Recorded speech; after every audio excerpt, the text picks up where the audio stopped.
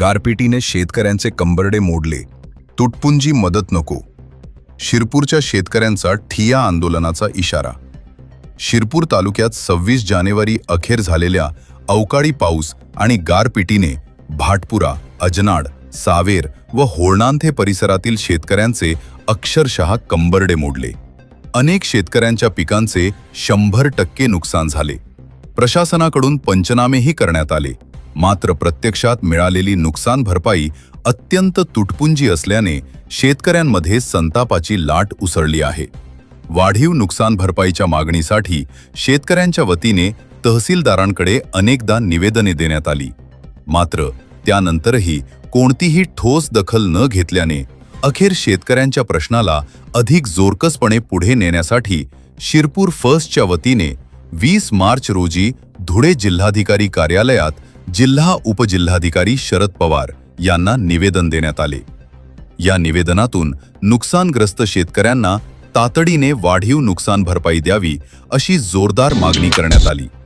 अवकाळी आणि गारपिटीच्या तडाख्यात शेतकऱ्यांचे मोठे आर्थिक नुकसान झाले असून सध्याची मदत ही नुकसानाच्या मानाने अपुरी असल्याचे निवेदनात नमूद करण्यात आले आहे. यावेळी प्रशासनाला स्पष्ट इशाराही देण्यात आला. येत्या 5 दिवसात शेतकऱ्यांना तात्काळ नुकसान भरपाई न मिळाल्यास शिरपूर तालुक्यातील शेतकऱ्यांच्या वतीने धुळे जिल्हाधिकारी कार्यालयासमोर ठिय्या आंदोलन छेडण्यात येईल असा इशारा देण्यात आला आहे.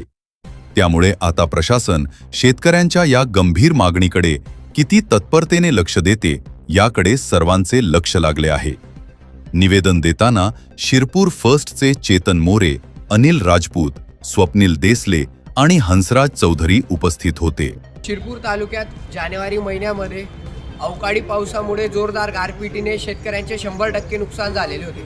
भाटपुरा, सावेर, अजनाड, होळणांथे या परिसरातील शेतकऱ्यांचे पीक 100% उद्ध्वस्त झालेले होते.